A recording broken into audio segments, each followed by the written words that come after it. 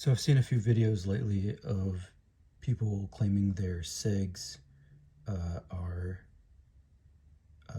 firing automatically by themselves, negligent discharge, um, or accidental discharge in this case. They're obviously getting a lot of backlash from Sig fans, but I think I understand what's happening, so I wanted to make a video about it. So at least two of these videos have been from, or I'm saying videos, but stories. But at least two of these stories have been videos from competition shooters. People that are better than most at being safe and properly handling a gun. So that's a good hint that they might be telling the truth. One of the videos is actually footage from it happening. He's at a match and he reholsters and it fires. And the range officer confirms that he watched him holster and that it was a safe holstering and there were no obstructions. The other competition shooter said that he actually sent the gun back to Sig. This one was a little while ago. The other one I just mentioned is very recent, so he probably hasn't had a chance to send that gun back to Sig yet, but I'm assuming he will. Or it may have been modified, who knows. Anyway, so Sig told this guy that they found a faulty trigger return spring in the gun, and they replaced it and returned the gun to him. That's another hint. So a little bit about how striker actions work. This guy is safe. Nothing in there. A Glock striker action is what's called a double action or decocked striker, something along those lines. What it means is when you pull the trigger, two things happen. It cocks the action, and then it releases the firing pin. Two actions. In the design that Sig uses, you just have one action. So it's called a pre-cocked type of striker action.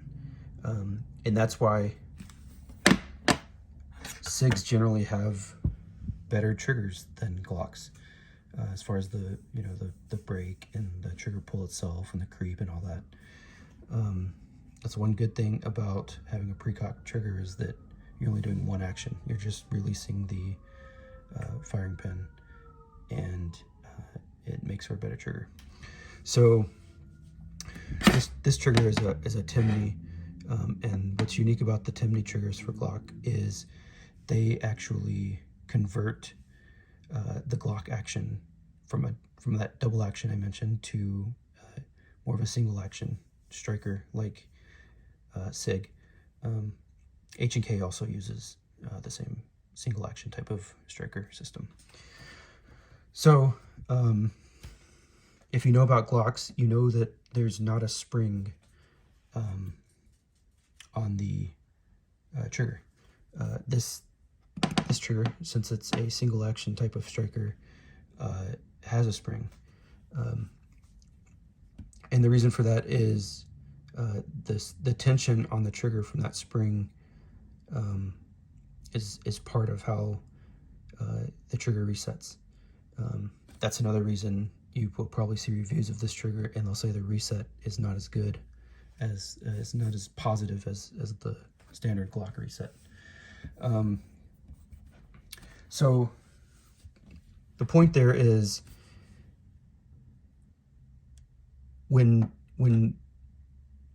a Sig action cycles, the spring is what returns the trigger, and the action is now cocked.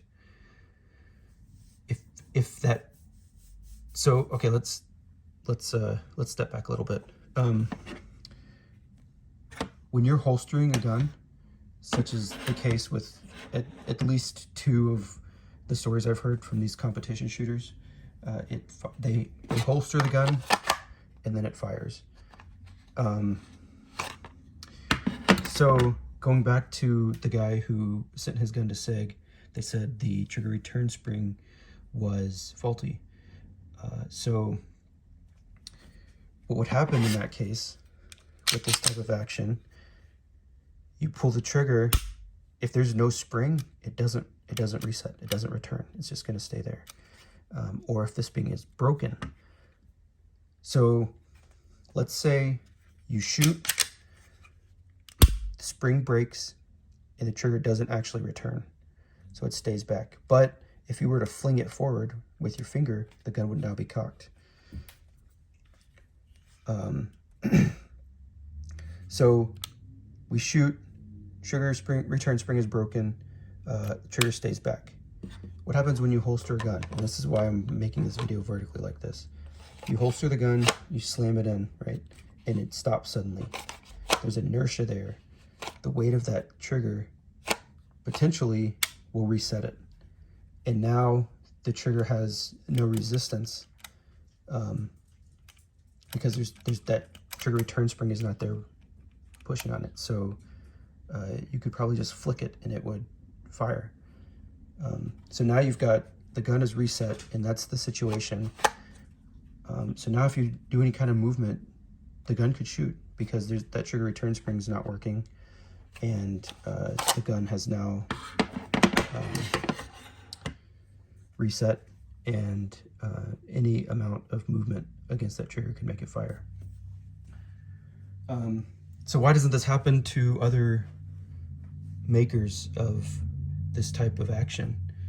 Whether it's this Timney in this Glock or an HK. I believe even the M&Ps use that style of action. Because they all have something in common that SIG doesn't have, and that's this trigger safety. So that inertia pulls the trigger forward, and even if there's no resistance on it, it's not going to shoot unless you pull that trigger safety. SIG is the only one that doesn't do that, and they're the only one having this problem, and the problem is being reported by legitimate high performance shooters. So it's probably something that we should look at seriously and not just assume the person reporting it is lying and covering up their own negligent discharge.